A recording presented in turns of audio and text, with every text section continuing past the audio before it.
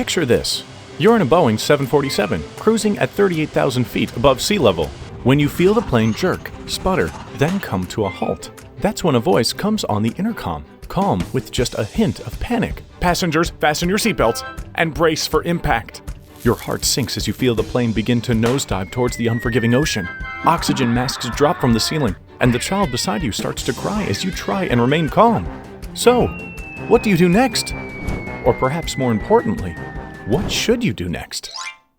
Whenever we board a plane, we cross our fingers, maybe offer up a small prayer, and hope nothing goes wrong. But should the worst come to pass, a little bit of preparedness can go a long way.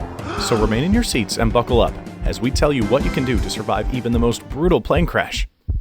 Don't forget to like and subscribe, and make sure you stay tuned till the end to find out how far a human being can fall without a parachute and survive. Let's face it, flying can be a terrifying endeavor. One wrong move and you could find yourself stranded on a remote glacier in the Andes, with no food and water, forced to resort to cannibalism to survive. Okay, that's an extreme example, but it's not so far-fetched. In fact, it's exactly what happened to the passengers of Uruguayan Air Force Flight 571 back in 1972. Hearing that, it probably makes sense why at least 40% of passengers have experienced fear at one time or another when flying. After all, flying means sitting in a small metal tube hurtling through the clouds at just under 1,000 kilometers an hour, which straight up sounds like a recipe for disaster. But fear not! Plane travel is actually really safe. The odds of something going wrong are around 1 in 11 million, which means you do way more dangerous stuff than fly every day, like riding an escalator. You don't get anxious before getting on one of those, do you? Or maybe you do.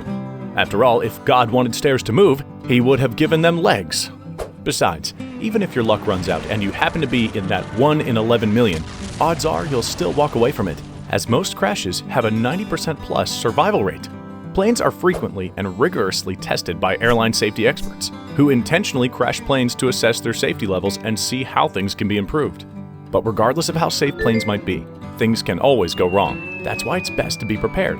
And preparedness starts with choices you make well before you even board the plane, like picking the right seat. Did you know that certain areas of the plane are safer than others? While companies like Boeing claim each seat is just as safe as the next, studies show that people who sit near the back of the plane are 40% more likely to survive a serious crash. Guess first class isn't all it's cracked up to be.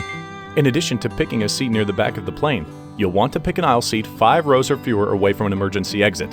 Like we said, your odds of surviving a plane crash are really high initially, but fire and smoke can begin within 90 seconds of impact. So getting out of the aircraft ASAP can really make all the difference.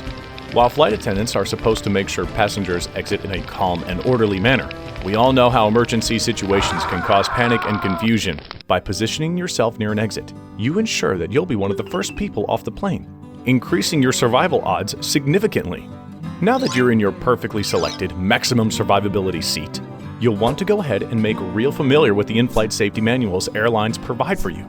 Sure, some of the stuff in there might seem dumb, like how effective can the brace position really be against a 38,000-foot fall? But they're there because they're proven to work. For example, you'll want to keep your seatbelt on at all times, or at least when the flight crew recommends it. Things can get a little topsy-turvy when a plane crash is imminent, and you rarely want to find yourself out of your seat if it does. If so, you could find yourself crashing wildly around the cabin, injuring yourself and others. And that brace position we just mentioned, it's actually incredibly effective and increases your odds of survival significantly. The worst possible thing that can happen during a violent crash is that you get knocked out and are unable to take next steps like grabbing a life jacket or getting an emergency exit. The brace position is designed to protect your head from impact and stop your limbs from flailing around and potentially getting broken. So when the time comes to evacuate, you're capable of doing so. Some passengers try and fall asleep as soon as possible on flights. But for the love of God, make sure you don't sleep during takeoff or landing. These are the times when chances of a crash are at their highest. If you need a guideline, you can follow something called the 3-8 rule.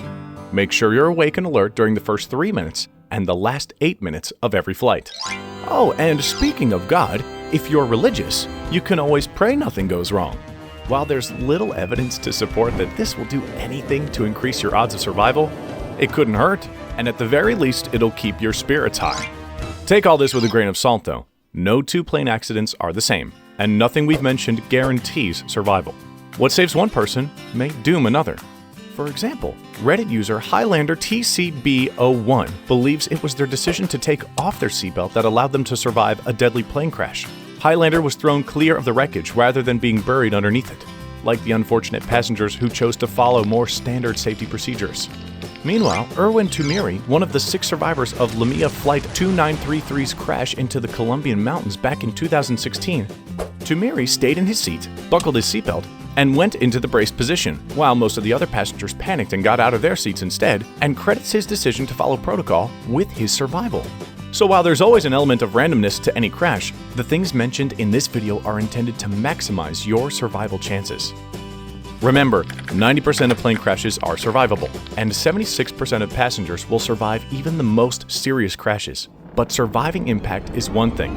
Surviving long enough to be rescued is another, while help will hopefully be on its way. Intense weather conditions can delay rescue operations by hours, if not days. Just ask Walter Wyatt Jr. Walter was in the middle of a violent thunderstorm when both engines of his personal plane went out, and he found himself plummeting towards the tempestuous ocean. Fortunately for Walter, he'd radioed for help earlier, and there was a search and rescue plane nearby.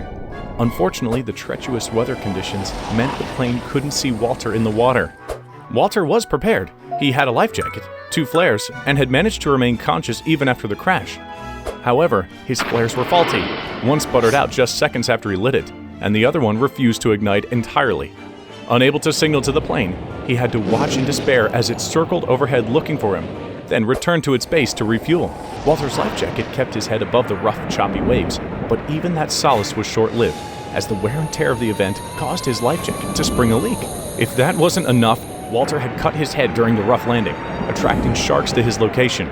Walter spent over 15 hours at sea, desperately trying to keep his life jacket inflated, kicking away at circling sharks, and trying to remain calm against overwhelming odds. Eventually, the weather cleared, and rescue workers were able to find an exhausted Walter and bring him back to safety. If there's anything to be gleaned from this miraculous survival story, it's that preparedness and a will to live can help combat even the most overwhelming odds. Walter had previously taken a sea survival class, helping him stay calm even when lost at sea. If he was a little more prepared, he might have checked all his equipment before flying and found the faulty flares. But hey, we're not here to point fingers. Finally, his will to live allowed him to cling to life long enough for rescue workers to get to him, almost a full day later. Getting official survival training can be a game changer when it comes to overcoming catastrophe, especially since a plane crash will usually leave you in some sort of remote location. Take a course sooner rather than later, and like Wyatt Walter Jr., you might find it'll save your life. Odds are, things won't go wrong on your next flight.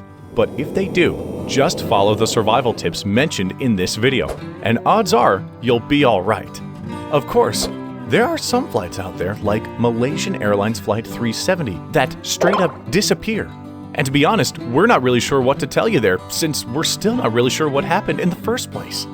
Oh, and before we forget, it's Serbian flight attendant Velsa Vulovic that holds the world record for surviving the highest fall without a parachute. Vulovic was blown out of a plane at a whopping 33,000 feet above ground level, a feat so remarkable some people still think it's communist propaganda. Vulovic sustained heavy injuries and was hospitalized for several months, but managed to make an almost full recovery, proving just how resilient human beings are. Now, Vulovic hadn't been planning on exiting the plane so early and had no plan in place for how to survive, but managed to do it anyways. Turns out even the best survival plans are no match for good old-fashioned dumb luck. Till next time, Brainiacs.